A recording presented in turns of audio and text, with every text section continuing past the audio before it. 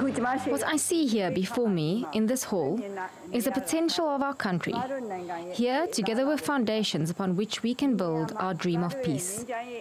All who are participating in this conference enjoy the privilege of and bear the responsibility for turning the dream we so long cherished into reality. Some of Myanmar's ethnic groups have been fighting a deadly war against the government for more than 70 years. The country's de facto leader, Aung Sun Soo Kyi, is hoping that a new round of talks can result in a lasting peace agreement. Hundreds of representatives from different rebel groups have flocked to the capital, Naypyidaw, for a 5-day conference. It's taking place amidst months of renewed conflict and little progress from the first time they met. And some of the country's largest armed groups are not even there. And critics say Suu Kyi is too close to the military to gain the trust of the rebels. Well, let's cross over to Naypyidaw and talk to Oliver Slow. He's the chief of staff at the news website Frontier Myanmar. Thanks so much for joining us, Oliver. Is that true? Is she too close to the military in order to be someone the rebels can trust?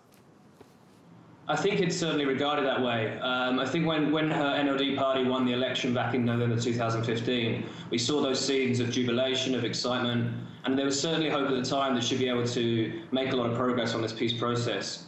Unfortunately, it doesn't appear to be the case. The peace process seems to be going backwards. She's regarded, if you speak to most of these ethnic minority groups, she's seen as being too close to the military. She doesn't speak out when they launch attacks, certainly in the north of the country. She seems to scold some of these ethnic groups for not signing an agreement that they don't essentially agree with. So, yeah, I think it's a fair assessment to say that there's a lot of distrust still of herself and the central government. Mm-hmm. She had a stain on her credibility because of, I guess, failing to to speak out about what was happening to the vulnerable Rohingya. Internationally, she lost a lot of political capital, a lot of the prestige, but she still has a lot of international allies. People want Myanmar to do well, they want her to do well, but does the international community maybe underestimate just how many unresolved ethnic tensions there are in this country and just how many armed groups there are? Yeah, I think that's fair to say. I mean, this country, it was only, it was military dictatorship just 5 years ago. Not just, it has so many issues to overcome of 60, 70 years of military rule. One of those is what's happening in Rakhine State, as you mentioned. One of those is the economy. And the other one is, yes, 70 years of distrust of the central government. As you say in your intro, a lot of these groups have been fighting with the government for 70 years. And they simply many of them don't trust this process. I think there's been a little bit of movement forward in some areas. Some of the smaller groups, such as the Karen National Union, they signed the agreement back in 2015. Yeah. But since then, really, there hasn't been any major victory for the peace process. And as I say, it appears to be going backwards at the moment. Yeah, doing my research, so I'm looking, you have the Northwest Rakhine State, the horrendous situation there, with the Rohingya fleeing to Bangladesh and so on. The Northeast flaring up. What's the most volatile flashpoint out of all of these right now? Well, both those places have the potential to flare up. What's happening in Rakhine State is separate to what's happening in the peace process.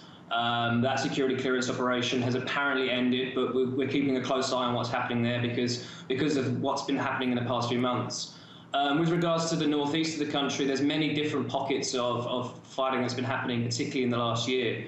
A big change happened around November, December, when a new coalition of groups calling themselves the Northern Alliance launched attacks on the Tatmadaw outposts up in northern Shan State.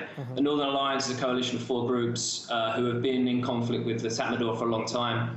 And that spilled over once again in March in Kolkang region. So I think, to be honest, it has the potential to flare up in many different areas, and we've just got to keep a close eye on it. Yeah, all across the borders, on all parts of the country. I was reading a report by the Heinrich Boel Foundation, and the headline was Myanmar's religious and ethnic conflicts, no end in sight. And it goes on to say, since August 2016, old conflicts have erupted anew and become more virulent, especially in the north and the east of the country. And it's kind of interesting because when I was reading this, it almost suggested, when I read the rest of the report, it suggested that the military dictatorship kept a lid on some of this and that the opening up of the country almost flared up some of it. Is that true?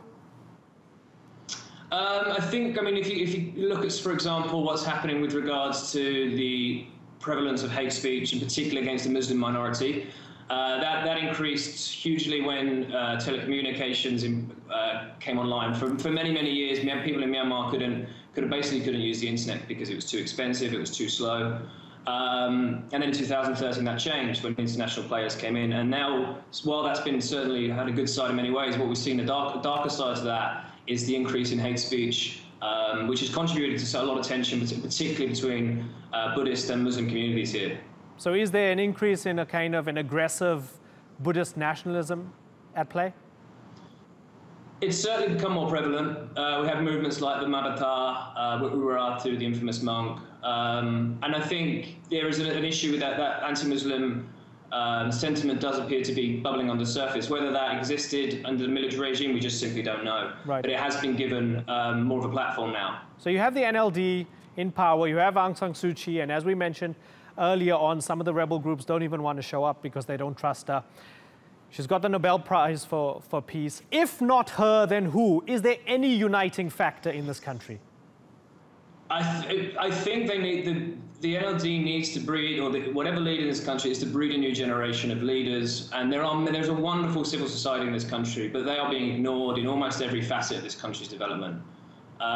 We make the case that the NLD needs to breed a new generation of leaders. There's many young people who support Aung San Suu Kyi, who fight for, who fight for religious tolerance, who want this peace process to come to an end, but they're not being given a voice at the table. You look at all the people in the discussions today, and many of them are sort of 50, 60, 70 years old. They've had the same mindset for 20, 30 years. So to be optimistic, we have to hope that in the next sort of generation coming through the next few years, this new generation will be able to have a voice, to be able to talk about issues that are affecting this country. And all those rebel groups, are their leaders also sort of old school? Many of them are, yeah. You look at, for example, the Karen, that many of these have sort of been around for a long, long time. Same with regards to the United Wa State Army and the Kachin. So yeah, it's a similar mindset sort of across the board. Yeah, and Oliver, if you don't mind me asking you a very broad question now, almost vaguely related to some of the stuff we've been talking about. What's the most misunderstood aspect of Myanmar that outsiders get wrong? It's a very good question. I think the whole message about Myanmar for so many years was a very simple one. It was the bad men in green being the military and the good people of the country, particularly the lady in red, Aung San Suu Kyi.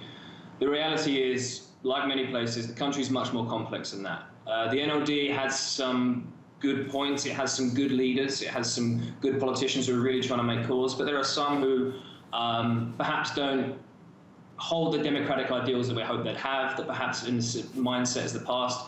So I think it's just that this country is much, much more complex than many people have come to understand it. How far is it from an inclusive democracy, do you think? An inclusive democracy, do you mean a peace process? Yeah, a peace process where everybody feels included. A long, long way off, unfortunately, I think. I think there needs to be a kind of, it's at a point at the moment, it's at a crossroads, the peace process. And I think it needs a complete change. There needs to be a shift in mindsets. It's a very, very complex situation with many natural resources, things to think about. You have the influence of China up in the north. So there's many, many different aspects. And I think to be realistic, we won't see a real end to the peace process for quite a number of years. Okay, Oliver Slow, it's good to get a deeper dive in Naypyidaw with you. Thanks so much for helping us understand what's going on in Myanmar.